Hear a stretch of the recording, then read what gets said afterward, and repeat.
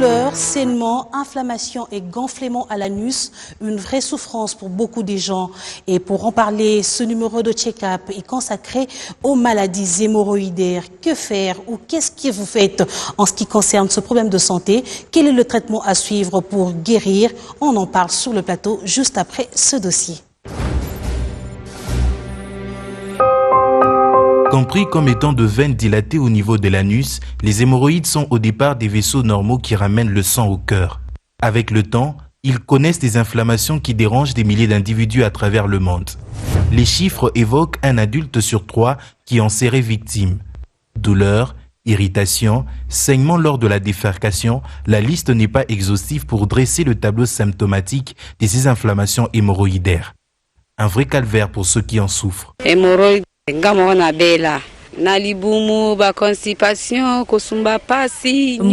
j'avais des constipations fréquentes et parfois du mal à faire ma selle. J'avais tout tenté, mais ça n'avait pas réussi.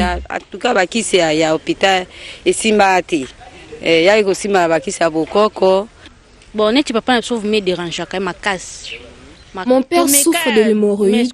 Nous l'avons emmené voir le médecin, même les praticiens, mais tous les produits qu'on nous présente ne donnent aucun effet. Il arrive même qu'il abîme ses vêtements à cause du saignement causé par la maladie. Malgré les douleurs, nombreux ne veulent pas consulter. D'autres se fient à l'automédication, mais certains préfèrent la médecine traditionnelle, réputée efficace dans le traitement de cette anomalie sanitaire. Moi, je pense qu'on peut être guéri de l'hémorroïde que grâce à la médecine traditionnelle, parce qu'on a tenté à plusieurs reprises le traitement moderne, mais sans succès. Des produits traditionnels qui peuvent bien avoir des vertus, comme le dit cette vendeuse, mais encore il faudrait que le malade puisse consulter un expert pour un bon diagnostic. Pour soigner mes clients souffrant des hémorroïdes, j'ai recours aux noix d'écola, les gingembres et plusieurs autres plantes médicinales qu'ils consomment par voie orale et anale sous forme de suppositoire. Je ne trouve aucun inconvénient vu qu'il n'y a pas de conséquences négatives jusqu'ici. De toutes les façons, ce sont des produits naturels. Une bonne alimentation, des exercices physiques réguliers, la consommation des fruits et légumes sont là quelques moyens efficaces pour prévenir les inflammations hémorroïdaires. Le docteur Pascal Chamala est notre invité sur ce plateau. Il est médecin spécialiste en gastro-entérologie. Bienvenue, docteur. Merci. Avec vous, nous allons parler des hémorroïdes. Docteur, pour commencer, est-ce que vous pouvez définir ce problème? Les hémorroïdes sont des vaisseaux sanguins que nous avons au niveau du petit bassin et qui servent à drainer le sang à partir de ce petit bassin jusqu'au niveau du cœur et de là ramener le cœur, le sang purifié vers le petit bassin. C'est ça, les veines hémorroïdaires, les vaisseaux hémorroïdaires. Docteur, est-ce que ce sont des vaisseaux que nous avons dans notre corps humain déjà dès la naissance? Absolument. Ce sont des vaisseaux que nous avons, comme nous en avons dans les bras, dans les jambes, dans la tête. Nous les avons dès notre naissance. Il y en a qui les ont plus ou moins grosses, mais nous avons ça comme faisant partie de notre organisme naturellement. Oui. Mais quand est-ce que ça devient un problème de santé? Alors, donc, plutôt que de parler des hémorroïdes, on devait parler des maladies hémorroïdaires. Alors, à ce moment-là, on se comprend. Ça devient malade, surtout, principalement, pour deux causes. La première cause, c'est la vie sédentaire, métro, boulot, dodo. Des gens qui ne font pas d'efforts de marcher, qui sont tout le temps assis. Le bel exemple, ce sont les chauffeurs. Les chauffeurs, surtout les chauffeurs des poids lourds, qui voyagent sur des très très longues distances. Et alors, ces gens-là vont avoir des problèmes d'hémorroïdes. Pourquoi? Des maladies hémorroïdaires. Pourquoi? Parce que le sang qui est dans les parties basses du corps n'a pas la possibilité de remonter facilement au niveau du cœur. Pourquoi? Parce que les veines ont perdu leur élasticité et donc le sang stagne. Stagne à ces parties-là et progressivement cette élasticité-là va de plus en plus se perdre et le sang va rester dans les vaisseaux qui vont s'élargir et sortir du corps. Ça devient les hémorroïdes du stade 1, sortir du corps d'une façon permanente, ça devient des hémorroïdes du stade 4. Et donc, il y a ça comme cause, cette perte d'élasticité. Une autre cause, ça peut être un obstacle sur le trajet que le sang parcourt du petit bassin vers le cœur. Alors, par exemple, au niveau du foie, si vous avez une cirrhose du foie, vous pouvez développer une maladie hémorroïdaire. Les mamans enceintes, les femmes enceintes, lorsque l'utérus comprime les vaisseaux au niveau de l'abdomen, vont à l'accouchement, même avant l'accouchement, être victimes des maladies hémorroïdaires parce que le sang ne s'écoulant pas bien, ces vaisseaux vont gonfler et ils vont avoir ce qu'on appelle des maladies. Docteur, la maladie touche-t-elle distinctement l'homme et la femme? Non, elle touche aussi bien l'homme que la femme. Comme je vous ai dit, ça dépend de l'activité que l'un et l'autre mènent dans leur vie. Oui. Certaines personnes disent que les hémorroïdes n'est pas une maladie.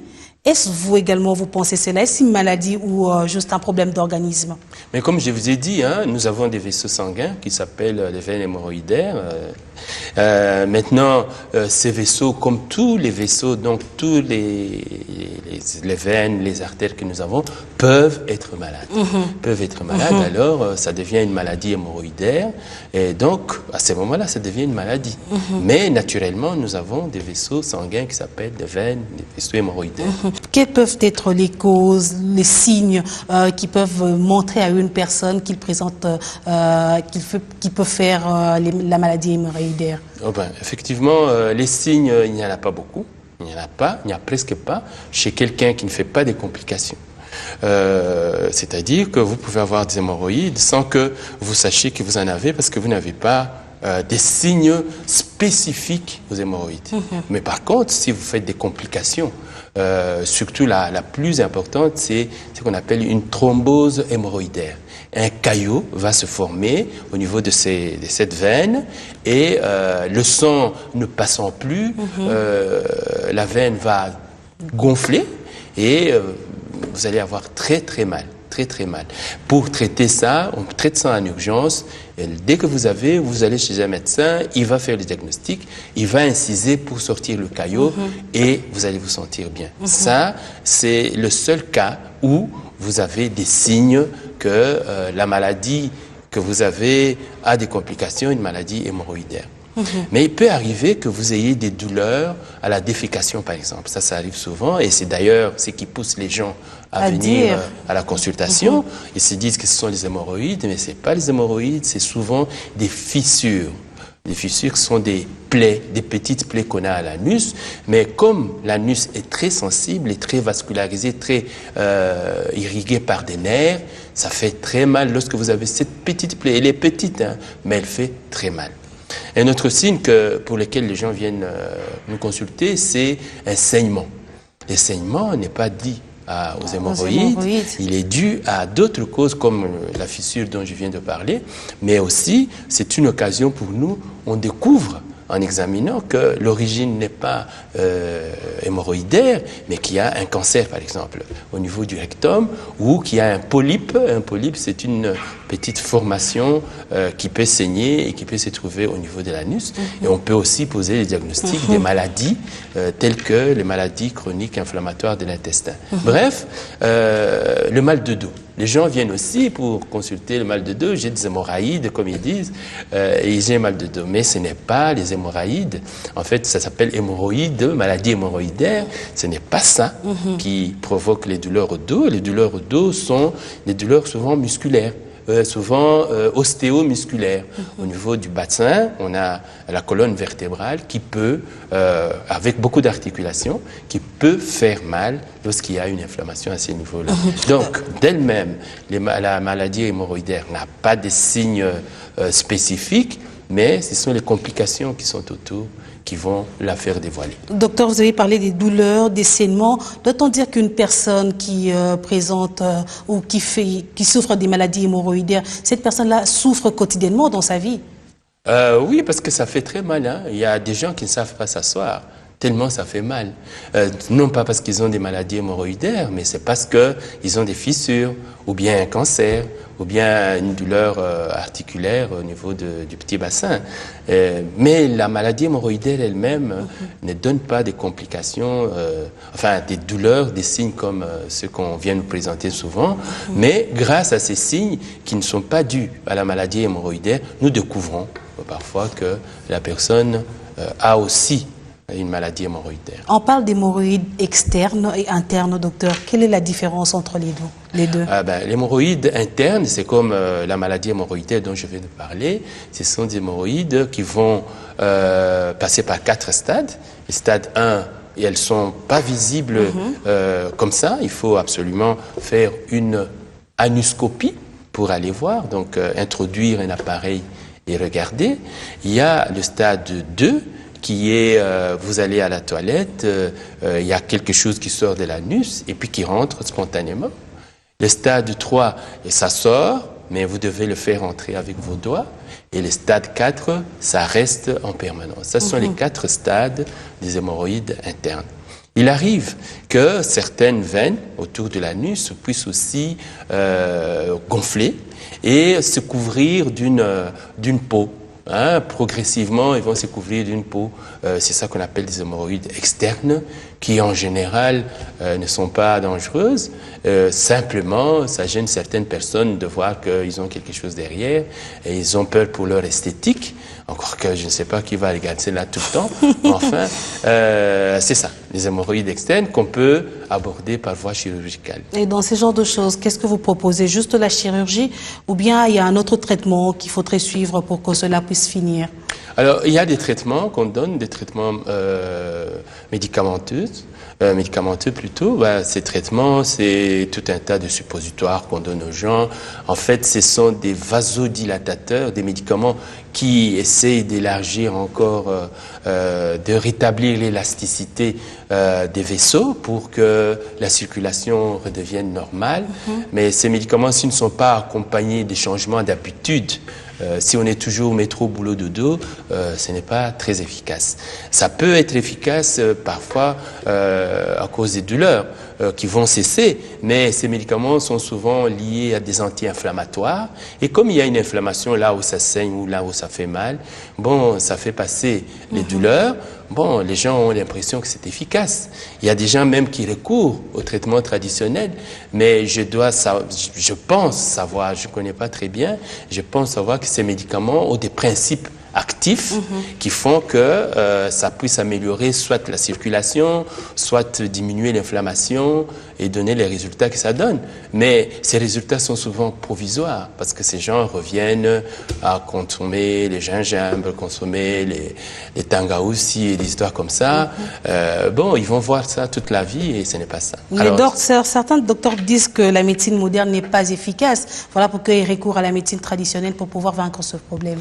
Mais si elle était plus efficace, la médecine traditionnelle, on n'aurait plus de clients qui viendraient à la clinique pour ça, d'une part. Et les praticiens qui font ça n'auront pas de clients non plus parce qu'il suffit qu'ils prennent je ne sais pas quoi pour que les gens se portent bien. Combien de tonnes de tangaos circulent dans cette ville? Mais malgré ça, ça ne soigne personne. Est-ce pour dire, c'est quand même efficace dans ce genre de problème? Bon, je n'en ai jamais pris pour ça en tout cas, mais je me dis qu'il y a déjà un problème. Comment pose-t-on les diagnostics des hémorroïdes dans la médecine traditionnelle? Est-ce que on regarde ou bien souvent on se dit bon voilà, celui-ci vient avec mukongopasi, avec du sang et donc prenez cette concoction. C'est ça. Le mukongopasi, comme je viens de dire, n'est pas nécessairement dû aux hémorroïdes. Et donc il y a d'abord un problème de diagnostic. Alors, finalement, le problème du diagnostic, quand le vrai traitement, c'est le traitement de la cause. Quelle est l'explication de la médecine traditionnelle par rapport aux causes des hémorroïdes? Moi, je viens de vous dire les miennes. C'est cette élasticité qui se perd. C'est un obstacle sur les voies. Le cas le plus fréquent, c'est celle des femmes enceintes qui ont tendance à faire des varices. Et lorsqu'ils sont enceintes... le sang ne circule plus normalement. Voilà. Il y a un obstacle dû à cet utérus qui est gonflé et qui s'appuie sur les vaisseaux. la preuve, c'est qu'après l'accouchement, ces mamans retrouvent leur santé. Oui, docteur, c'est vrai qu'aujourd'hui, les gens consultent pour ces problèmes. De plus en plus, les gens ont des problèmes des hémorroïdes. Mais qu'est-ce que vous recommandez aux personnes qui viennent vous voir dans votre cabinet? D'ailleurs, les gens doivent savoir que lorsqu'ils ont un signe qu'ils ne comprennent pas, plutôt que d'écouter ce que le voisin lui a dit, parce que la douleur chez le voisin n'est pas nécessairement due à la même cause chez vous. Et donc, consultez le médecin, comme il a fait lui, le voisin, et sachez exactement ce qu'il a. Il faut bien préciser les problèmes que vous avez.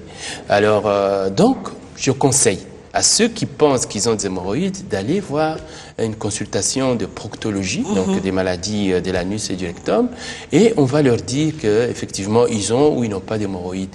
Et souvent, à cette occasion-là, on découvre que ce qu'ils pensent être des hémorroïdes, c'est une autre maladie, parfois plus dangereuse que la maladie hémorroïdaire, et c'est une occasion pour nous de la découvrir et de donner des conseils à ceux-là. Donc, quand vous avez mal, allez voir le médecin, plutôt que de rester chez vous en train de dire, voilà... Mais est-ce que le pays dispose d'un personnel qualifié et des équipements qu'il faut pour pouvoir bien prendre en charge cette maladie? 55 ans après l'indépendance, nous avons des ressources humaines, en tout cas en matière de médecins, vraiment très, très importantes. Donc, il y a des gens qui sont capables de poser ces diagnostics.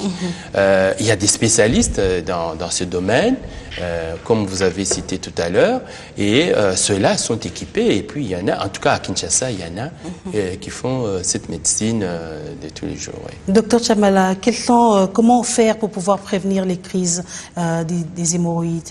Une des causes, et la plus fréquente, c'est surtout cette histoire de métro, boulot, dodo, des gens qui sont sédentaires, qui ne prennent pas le temps de faire un peu d'exercice, et qui vont attraper ces genres de maladies et qui va faire en sorte qu'ils vont être... Donc, moi, je conseille que les personnes prennent le temps de temps en temps de faire de l'exercice, de marcher. Vous allez me dire qu'on ne fait que ça à Kinshasa à cause des transports, à cause etc. du transport. Mais vous verrez que souvent, ceux qui marchent souvent et qui viennent parce qu'ils disent qu'ils ont des hémorroïdes, c'est pas les hémorroïdes, c'est autre chose. Mais les gens qui ont des hémorroïdes, quand ils sont là, ils n'ont pas de douleurs, ils vont venir aussi pour autre chose et nous allons découvrir à cette occasion-là. Donc, il y a surtout cette position sédentaire qui fait que on peut avoir. Donc, je conseille un exercice physique régulier, pas faire des sports de compétition, simplement un exercice physique régulier. Alors, si vous avez des veines hémorroïdaires qui sortent, il faut aussi voir le médecin parce qu'il peut être dû à un obstacle sur l'écoulement. Et souvent, malheureusement, un obstacle sur le coulement du sang vers le cœur, ça peut être une tumeur, un cancer. Et donc, ou une cirrhose, ou une maladie sur le parcours. En tout cas, un processus expansif et compressif. Alors, il vaut mieux aller voir une fois pour être sûr que ce n'est pas ça, plutôt que de rester à prendre... je ne sais pas quel suppositoire ou quel médicament. Tout à l'heure, on parlait de l'automédication, l'autoconsultation, mal de dos, et je dois prendre ceci, sainement, je dois voir telle personne ou tel praticien. Mais au-delà de tout ça, certains pensent que la fragilité de la femme serait également due aux hémorroïdes, également à l'impuissance de l'homme. Docteur, qu'est-ce que vous en pensez? Oui, ce sont des questions qu'on vient souvent nous poser en disant que, voilà, j'ai des hémorroïdes. Enfin, les gens ne disent jamais ça, ils disent j'ai de la faiblesse, on nous a fatigués. Bon, tu l'écoutes, finalement il avoue que il a une impuissance sexuelle. Surtout c'est un jeune, etc. Tu te verras que c'est un intellectuel, des types qui passent tout le temps à regarder l'internet, etc. Et donc ça n'a rien à voir avec des hémorroïdes. Ça n'a rien à voir ni de la fragilité de la femme, ni de l'impuissance sexuelle. C'est simplement dû à une méconnaissance de la vie sexuelle, de ce qui peut exciter l'un comme l'autre, ou des idées qui ne sont pas... En tout cas, je peux dire maintenant que ce n'est pas un problème de maladie hémorroïdaire. Ok. Docteur, est-ce que le régime alimentaire peut également être un facteur favorisant? Le régime alimentaire, je dirais non. Mais il est vrai que les gens qui sont constipés, par exemple, vont devoir pousser un peu plus, donc augmenter une pression au niveau du petit bassin qui peuvent à la longue, mais vraiment c'est rare. Mais ce qui arrive souvent, c'est à cause des selles dures, on peut blesser à la sortie de l'anus et avoir du sang et avoir une fissure. On a vraiment très mal et souvent on attribue ça aux hémorroïdes, mais ça n'a rien à voir avec les hémorroïdes. Effectivement, la maman qui va accoucher, qui pousse pour expulser le fœtus, elle va effectivement à ces moments-là manifester les hémorroïdes, des gonflements autour de l'anus qui sont en fait des hémorroïdes parce qu'il y a cette pression en plus de cet obstacle qui se trouve sur l'écoulement du sang vers le cœur. Voilà. Mais quand est-ce que la chirurgie est recommandée? Quand est-ce que vous vous dites que vous, médecin, il faudrait vraiment intervenir chirurgicalement pour aider la personne qui présente la maladie hémorroïdaire? Ben souvent, c'est le stade 4. Comme j'ai dit là, lorsque l'hémorroïde sort d'une façon permanente, c'est aussi lorsqu'on découvre que ce n'est pas des hémorroïdes, parce que comme j'aurais pu vous dire, outre les hémorroïdes, il y a l'anus qui peut sortir à travers ou plutôt le rectum qui peut sortir à travers l'orifice anal. Donc ça, c'est un prolapsus anal, ça c'est la chirurgie. On peut réduire ça à la main, mais à la longue, il faut faire recours aux chirurgiens. Donc c'est souvent le stade 3 et 4 qui vont demander que les chirurgiens puissent intervenir. Ça va prendre quelques jours. Donc ce serait mieux de venir un peu précocement, parce que là on peut faire ce qu'on appelle une ligature hémorroïdaire ou une sclérose des hémorroïdes qui peut vous épargner de perdre 3-4 jours à la maison parce que vous êtes hospitalisé. Est-ce qu'on peut guérir de cette maladie? Ah oui, comme toutes les maladies, on guérit quand on connaît la cause. Quand on connaît la cause. Et ici, comme je vous ai dit, la cause, c'est souvent cette perte d'élasticité. Malheureusement, les traitements que nous faisons en chirurgie fait que, ou en ligature, n'est pas accompagné d'un changement d'habitude. Vous voyez, lorsque la personne ne voit plus de sang, il n'a plus mal, et on a dit qu'on a ligaturé les hémorroïdes, on a dit qu'on a sectionné les hémorroïdes, il va rentrer à son régime de métro, boulot, dodo. Or, nous avons vu que ces régimes de métro, boulot, dodo, c'est lui qui est à la cause de ça. Alors, s'il ne change pas d'habitude de vie, il va le problème récidiver. va persister. Okay. Il va récidiver. Docteur, à quel âge est-ce qu'une personne peut présenter des problèmes, des hémorroïdes? Bon, en général, c'est tard, c'est tard dans la vie active, au moment où les personnes ont cette tendance-là à s'asseoir, courir, enfin plutôt... À adopter cette vie sédentaire. C'est ça, oui. Ouais, c'est souvent ça. Parce que l'enfant, il bouge tout le temps. Pourtant, il a des veines hémorroïdaires, comme tout le monde, il bouge tout le temps. L'enfant va manifester plus des problèmes de prolapsus anorectal, c'est-à-dire de ces muscles de l'anus qui sortent pour des raisons autres que ces hémorroïdes. Mais les hémorroïdes, c'est surtout à l'âge adulte, à l'âge de l'activité, à l'âge d'une personne qui est là devant son ordinateur, dans sa voiture, qui ne bouge pas beaucoup. Docteur Tchamala, on tend vers la fin de cette émission. Oui. J'aimerais savoir, est-ce que la maladie touche fréquemment les personnes en République démocratique du Congo qu'ailleurs à travers le monde? Mais non, il est présent dans le monde entier. Il n'y a pas seulement au Congo. C'est vrai qu'au Congo... on pense trop aux hémorroïdes pour d'autres raisons, comme je viens de le dire, mais ce sont des maladies qu'on rencontre partout dans le monde entier, parce que les veines hémorroïdées font partie de notre corps. Alors, toute partie de notre corps peut mal fonctionner et glisser dans la maladie. Et donc, ce n'est pas exclusivement réservé aux Congolais. Mais pour une personne qui a déjà... été victime de cette maladie, qui a suivi un traitement, docteur, est-ce que vous avez un conseil particulier d'abord pour cette personne-là, avant que vous puissiez lancer un message à toutes les personnes qui nous suivent en ce moment? Mais cette personne, c'est lui dire, le médecin va lui dire d'ailleurs, que si vous avez eu des hémorroïdes, c'est parce que voilà ce qui existait. Et donc, on va vous traiter, Mais ce serait un traitement symptomatique si vous n'accompagnez pas ça des changements d'habitude de vie. Si vous reprenez votre vie sédentaire, si vous êtes chauffeur, je ne vous demande pas de démissionner, de quitter votre métier de chauffeur, mais de pouvoir de temps en temps vous donner des temps de repos, vous mettre debout, marcher, etc. En Europe, par exemple, il y a des stations d'essence où il y a des endroits où on peut dormir ou bien se distraire, etc. etc. C'est vrai que c'est pour enlever la fatigue de la personne qui conduit sur des longues distances, mais c'est aussi une occasion pour ceux qui conduisent, qui doivent rester assis tout le temps, de se mettre debout, de marcher et de faire circuler le sang.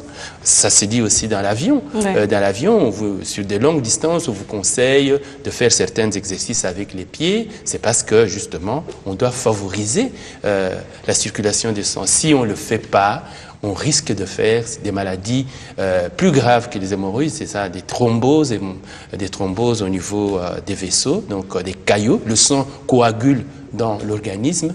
Et là, c'est très dangereux. Et là, c'est beaucoup plus dangereux. Docteur Tchamala, avant que vous ne puissiez quitter ce plateau, un conseil à toutes les personnes qui nous écoutent. Le conseil, c'est vrai que le pouvoir d'achat limite l'accessibilité aux soins des gens. Les gens, parfois, ils se disent bon, je ne sais pas aller chez le médecin, je n'ai pas assez d'argent.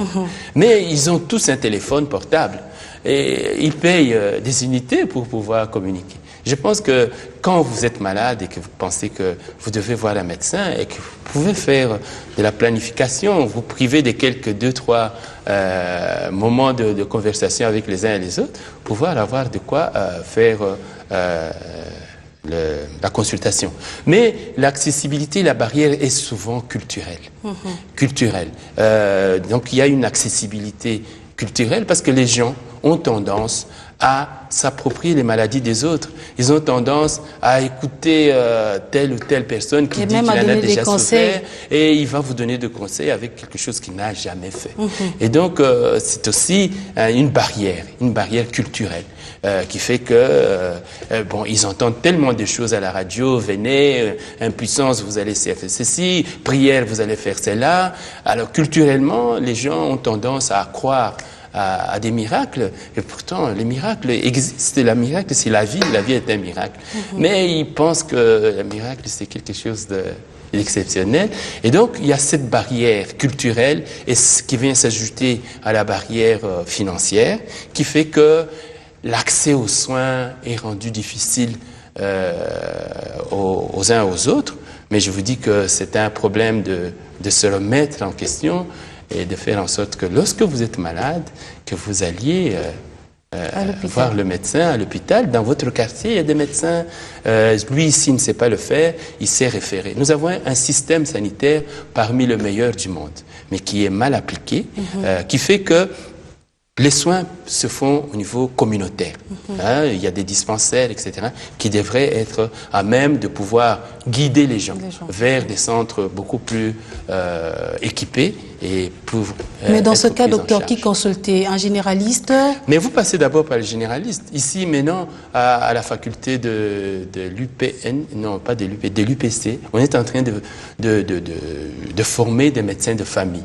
Eh bien, ce sont des gens qui seront dans les quartiers et à qui vous allez consulter, les consulter, et eux sont bien outillés pour vous dire, écoute, cette histoire, c'est bien, on peut le faire ici. Non, là, ce n'est pas un mal de dos dû aux hémorroïdes, c'est dû à ceci, il va vous conseiller. En faisant simplement une toucher rectale, il va vous dire, ce sang ne provient pas d'une chose, il provient d'un cancer, allez voir plutôt le médecin. C'est pas des hémorroïdes, ce n'est pas de la fièvre typhoïde ou les amibes, c'est quelque chose de plus sérieux, allez voir tel, il va faire un document. Et donc, ça existe déjà sur place, mais les gens n'ont pas tendance à aller voir ces médecins, ils préfèrent aller voir des gens que vous faites passer chaque fois sur les ondes parce qu'ils parlent bien et qu'ils ont du sensationnel. Ouais. Merci beaucoup, docteur Tchamala, pour votre disponibilité. Je rappelle que vous êtes spécialiste en gastro-entérologie et vous avez éclairé la lanterne en ce qui concerne les hémorroïdes. Merci encore d'être venu sur ce plateau de check-up. Merci. On se retrouve tout juste après 1001 questions santé. Comment se soulager de la constipation? Les pas à suivre. Boire de l'eau. Il faut boire 2 à 4 verres d'eau lorsque vous sentez que vous êtes constipé. Si vous l'êtes depuis plusieurs jours, buvez de l'eau pure chaque matin dès que vous vous réveillez. Mangez des fruits et légumes. Mangez des fruits, des légumes et d'autres aliments riches en fibres pour augmenter la consommation journalière de fibres. Il faut ingérer au moins 24 à 38 grammes de fibres chaque jour. La constipation est le résultat d'une consommation excessive en graisse, sucre raffiné et produits laitiers. La consommation des fibres a l'effet contraire. Il faut donc prendre des céréales complètes, du sang, de fruits et des légumes. Le café peut aussi vous aider. De nombreuses personnes considèrent que le café est une solution rapide pour la constipation. En fait, la caféine du café peut stimuler des muscles de votre système digestif en provoquant une évacuation intestinale. Mangez des prunes. Mangez 4 prunes et ou buvez 2 verres à base des prunes. Les prunes sont particulièrement riches en fibres. Elles contiennent aussi du sorbitol. Il s'agit en fait d'un sucre-alcool à l'effet laxatif. Il aide donc naturellement à soulager de la constipation. Si vous n'aimez pas la texture rugueuse et la saveur unique de prune, le jus de prune peut vraiment être une alternative intéressante. Le travail s'est fait en peu d'heures. Il est donc important de prendre le premier verre et d'attendre voir les résultats obtenus avant de prendre un autre. Et oui, sinon vous risquerez d'avoir de la diarrhée. Faire de l'exercice physique. Si possible, évitez de vous asseoir pendant plus de 10 minutes. À la place, maintenez votre corps en mouvement. L'exercice physique modéré est ce qu'il y a de mieux. Même une promenade de 30 minutes vous aidera à favoriser le mouvement sain de vos intestins. Et voilà, c'est la fin de ce magazine. On se retrouve très prochainement sur B1 Télévision.